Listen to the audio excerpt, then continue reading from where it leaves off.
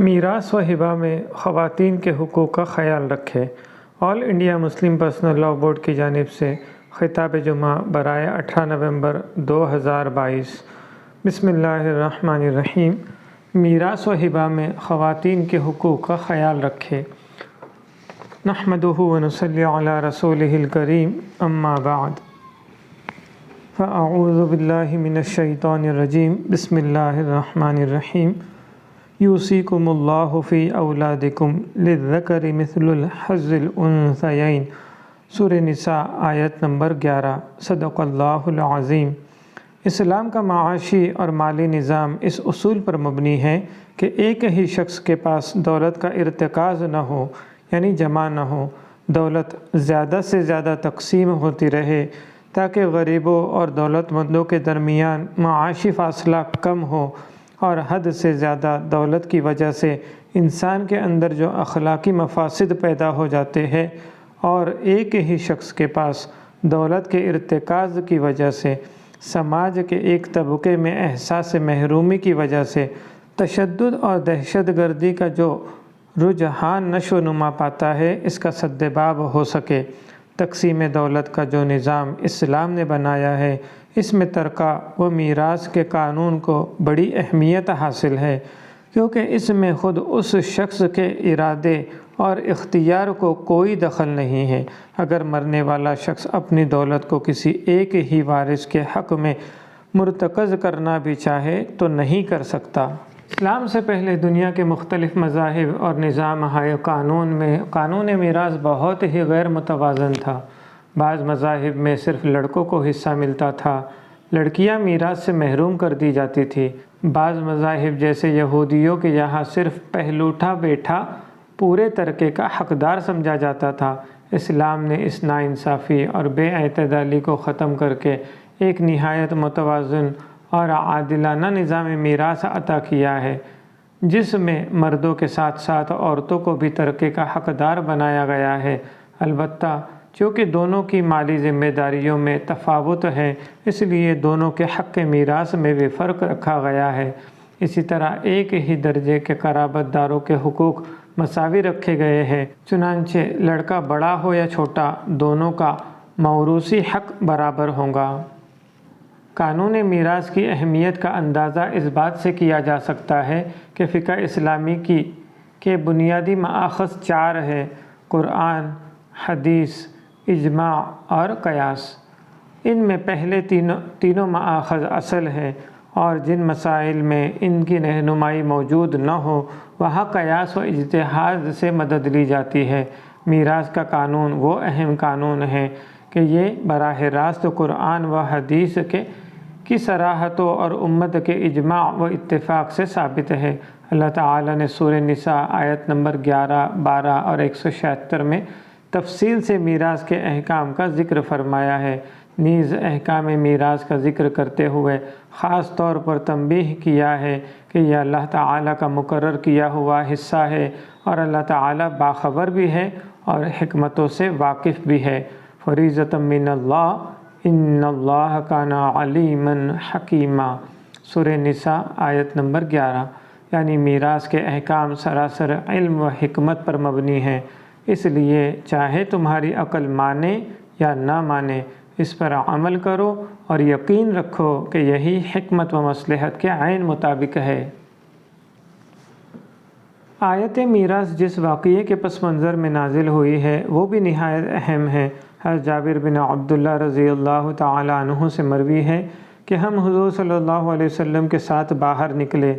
اسواف نامی مقام پر ہمارا گزر ایک انصاری خاتون کے پاس سے ہوا۔ وہ اپنی 2 لڑکیوں کو لے کر خدمت اقدس میں حاضر ہوئی اور عرض کیا، ان کے والد غزوہ احد میں آپ کے ساتھ شہید ہو چکے ہیں، اور ان کے چچا نے شہید کا کل ترکہ لے لیا ہے، ان کے لیے کچھ بھی نہیں چھوڑا، اور صورتحال یہ ہے کہ جب ان کے پاس کچھ مال ہی نہ ہوگا تو کوئی شخص ان سے نکاح کو بھی تیار نہ ہوگا۔ آپ صلی اللہ علیہ وسلم نے ارشاد فرمایا، اللہ تعالیٰ اس سلسلے میں فیصلہ فرما دیں گے۔ چنانچہ سورہ نساء کی آیت نمبر 11 نازل ہوئی۔ آپ صلی اللہ علیہ وسلم نے ان خاتون کو اور ان یتیم لڑکیوں کے چچا کو طلب فرمایا اور ان سے کہا شہید کے ترکے کا 2/3 ان دونوں لڑکیوں کو اور 8واں حصہ شہید کی بیوہ یعنی ان دونوں بچیوں کی ماں کو دے دو، اس کے بعد جو بچ جائے وہ تمہارا ہے۔ ابو داؤد حدیث نمبر 1982۔ آیت میراث میں اللہ تعالیٰ نے تفصیل سے میراث کے حقداروں کا ذکر فرمایا ہے اور مردوں کے ساتھ ساتھ عورتوں کے حقوق کی بھی صراحت فرمائی ہے کہ اگر مرنے والے کے بیٹے اور بیٹیاں دونوں ہوں تو بیٹیوں کا حصہ بیٹے کے مقابلے نصف ہوگا یعنی آدھا ہوگا۔ اگر صرف ایک بیٹی ہی وارث ہو تو وہ پورے ترکے کے نصف کی حقدار ہوں گی۔ اگر صرف 2 بیٹیاں ہوں، بیٹے نہ ہو تو فی لڑکی یعنی ہر لڑکی ترکے کا 1/3 پائیں گی۔ اسی طرح باپ کے ساتھ ساتھ ماں کو بھی میراث کا مستحق قرار دیا گیا ہے کہ اگر مرنے والا صاحب اولاد رہا ہو تو ماں اور باپ میں سے ہر ایک کو 6واں حصہ ملے گا، اور اگر اس کی اولاد اور بھائی بہن نہ ہو تو ترکے کا 2/3 باپ کا حق ہوگا اور 1/3 ماں کا، اور اگر مرنے والے کے کئی بھائی ہو تو پھر ماں کو 6واں حصہ ملے گا اور باقی باپ کو۔ اگر شوہر لا ولد ہو یعنی اس کو اولاد نہ ہو تو بیوی شوہر کے ترکے میں 1/4 کی حقدار ہوگی، اور شوہر صاحب اولاد ہے تو 8واں حصہ بیوی کا حق ہوگا۔ اگر کسی شخص کی وفات ہوئی نہ اس کے والدین ہیں اور نہ اولاد، صرف ایک بھائی یا ایک بہن ہے تو اسے ترکے کا 6واں حصہ ملے گا، اور ایک سے زیادہ ہے جیسے ایک بھائی اور بہن یا 2 بھائی 2 بہن تو 1/3 ترکہ بھائی بہن میں برابر تقسیم ہوگا۔ سورہ نساء کی آیت نمبر 11-12 میں ان احکام کا ذکر فرمایا گیا ہے، اور اس کو اللہ تعالیٰ کا حکم وصیۃ من اللہ قرار دیا گیا ہے۔ پھر ان احکام کی تاکید اور تقویت کے لیے ارشاد ہے، یہ اللہ کی قائم کی ہوئی حدیں ہیں، تو جو اللہ اور اس کے رسول کے حکم پر چلے گا اللہ تعالیٰ اسے ایسی جنتوں میں داخل فرمائیں گے جن کے نیچے نہریں بہتی ہیں، وہ ہمیشہ انہی میں رہیں گے، اور یہی ہے بڑی کامیابی۔ اور جو اللہ اور اس کے رسول کی نافرمانی کرے اور اس کی قائم کی ہوئی حدوں سے تجاوز کر جائے، اللہ اس کو دوزخ میں داخل کریں گے، وہ ہمیشہ اس میں رہیں گا اور اس کے لیے رسوا کن عذاب ہے۔ سورہ نساء آیت نمبر 13 اور 14۔ عورتوں میں بیوی، بیٹی، ماں اور بہن کے علاوہ پوتی، دادی اور نانی بھی بعض اوقات میراث کے حقدار پاتی ہے۔ فقہ کی کتابوں میں اس کی تفصیل موجود ہے، غرض اسلام میں عورتیں بھی میراث کی حقدار ہے۔ بدقسمتی سے ہندوستان میں مسلمانوں نے برادران وطن سے جن غیر اسلامی طریقوں کو سیکھا اور ان کو گلے لگایا، ان میں سے ایک عورتوں کو میراث کے حق سے محروم رکھنا بھی ہے۔ شوہر کے انتقال کے بعد نہ بیوی کو میراث دی جاتی ہے اور نہ اس بات کی فکر کی جاتی ہے کہ اگر بیوی کا حق مہر شوہر کے ذمہ واجب الادا ہو تو پہلے مہر ادا کیا جائے پھر ترکے کی تقسیم عمل میں آئے، حالانکہ مہر بھی دوسرے دین اور قرضوں کی طرح ایک قرض ہے، اور قرضوں کی ادائیگی کے بعد ہی بچی ہوئی جائیداد سے وارثوں کا حق متعلق ہوتا ہے۔ قرآن نے احکام میراث میں بار بار اس کا ذکر کیا ہے، من بعد الوصیہ، سورہ نساء آیت نمبر 11 اور 12۔ پھر ستم بالائے ستم یہ ہے کہ بیوہ کو اس کے حق میراث سے بھی محروم کر دیا جائے۔ ایسی ہی زیادتی لڑکیوں کے حق میں بھی روا رکھی جاتی ہے کہ پورے متروکہ پر لڑکے قبضہ کر لیتے ہیں اور لڑکیوں کو ان کا حق ہی نہیں دیتے۔ بعض لڑکیاں تو نابالغ بھی ہوتی ہیں، ایسی صورت میں ان کو ترکے سے محروم کر دینا دوہرے گناہ کا باعث ہے، ایک ناجائز طریقے پر دوسرے کے مال پر قبضہ یعنی غصب، دوسرے یتیم کا مال کھانا، اور یتیم کے ساتھ ظلم جیسا شدید گناہ ہے وہ ظاہر ہے۔ افسوس کہ اگر لڑکیوں کو میراث میں حصہ بھی دیا جاتا ہے تو اس انداز پر کہ سونا، چاندی اور نقد میں سے ان کو کچھ دے دیا، کاروبار، مکان اور قابل کاشت زمین کے بارے میں خیال کیا جاتا ہے کہ یہ لڑکوں کا حصہ ہے، لڑکیوں کو اس میں سے حصہ نہیں دیا جاتا، حالانکہ حق میراث مرنے والے کی چھوڑی ہوئی ہر چیز سے متعلق ہے، چاہے منقولہ اموال ہو یا غیر منقولہ، اور چاہے وہ کاروبار اور آمدنی کا ذریعہ ہو یا نہ ہو۔ چنانچہ قرآن مجید نے ما ترکہ سورہ نساء آیت نمبر 176 کا لفظ استعمال کیا ہے، یعنی مرنے والا جو کچھ بھی چھوڑ کر جائے وہ کم ہو یا زیادہ، اس سے تمام وارثوں کا حق متعلق ہے۔ لڑکیوں کو میراث سے محروم کرنے کا رواج اس قدر جڑ پکڑ گیا ہے کہ بعض خواتین اپنا حصہ میراث طلب کرنے میں حیا اور حجاب محسوس کرتی ہے، اور اگر کوئی لڑکی اپنا حق مانگے تو دوسرے اقربا اور رشتہ دار بھی اسے عار دلاتے ہیں اور اس کو دناعت اور خساست تصور کرتے ہیں۔ یہ محض دین سے ناواقفیت اور ناسمجھی کی بات ہے۔ حصہ میراث ایک انسان دوسرے انسان کو نہیں دیتا، بلکہ یہ عطیہ خداوندی اور قرآن کی زبان میں فریضۃ من اللہ ہے، اور اہل علم نے لکھا ہے کہ انسان کے لیے مال حاصل ہونے کے جتنے ذرائع ہیں ان میں سب سے زیادہ حلال اور پاکیزہ ذریعہ یہی میراث ہے، اس لیے نہ میراث کے طلب کرنے میں تکلف کرنا چاہیے اور نہ اس عمل کو باعث شرم خیال کرنا چاہیے۔ یہ عجیب بات ہے کہ شریعت نے جس بات کو منع کیا ہے اس کا ارتکاب کیا جاتا ہے۔ نکاح کو آسان رکھا گیا ہے اور نکاح میں لڑکی اور اس کے اولیاء پر کوئی مالی ذمہ داری نہیں رکھی گئی ہے، لیکن گھوڑی، جوڑے اور جہیز کے مطالبے نے سماج کی کمر توڑ رکھی ہے اور لڑکی ماں باپ کے لیے ایک بوجھ بن گئی ہے، اور جس چیز کا شریعت نے حکم دیا ہے یعنی حق میراث، جہیز کی وجہ سے لڑکی کو ترکے سے محروم کر دینا اور یہ کہنا کہ لڑکی کی شادی پر کافی رقم خرچ کی گئی ہے، عذر گناہ بدتر از گناہ کا مصداق ہے۔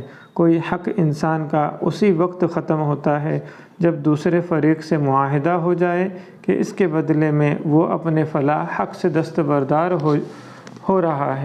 اب اول تو جب تک والدین زندہ ہے ان کے ترکے میں بیٹی کا حق ہی ثابت نہیں ہوتا، اور جو حق ابھی ثابت ہی نہیں ہوا ہو اس سے دستبردار ہونے کا اعتبار نہیں۔ فقہا نے لکھا ہے کہ میراث ایک ایسا حق ہے کہ اگر کوئی شخص اپنے کسی وارث کا حق ختم کر دے یا مروجہ اصطلاح میں کسی کو عاق کر دے تب بھی اس کا اعتبار نہیں۔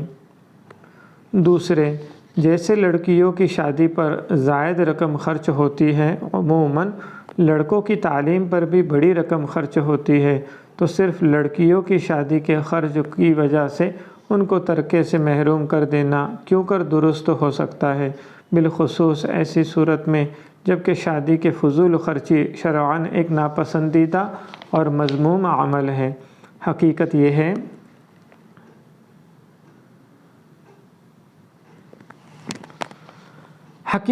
ہے کہ اگر لڑکیوں کو اہتمام کے ساتھ ان کا حق میراث دیا جائے اور جہیز کے بجائے اس حق شرعی کی ادائیگی کا اہتمام کیا جائے تو رشتہ ملنا بھی آسان ہوگا۔ اگر شہر میں لڑکے والوں کو معلوم ہو کہ اس لڑکی کو ترکے میں مکان کا ایک کمرہ ہی مل جائے گا، دیہات میں لڑکے والوں کو خبر ہو کہ زرعی زمین کا ایک ٹکڑا اس لڑکی کے حصے میں آئے گا، تو مکان اور کھیت ملنے کی امید بھی لڑکی کے رشتے کو آسان کر دیں گی۔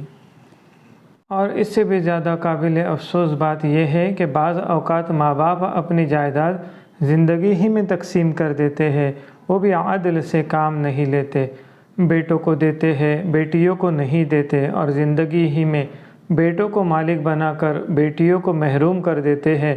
ایسے لوگوں کو رسول اللہ صلی اللہ علیہ وسلم کا یہ ارشاد یاد رکھنا چاہیے کہ جو اپنے وارث کو میراث سے محروم کر دے، اللہ تعالیٰ قیامت کے دن اس کو جنت کے حصے سے محروم کر دیں گے۔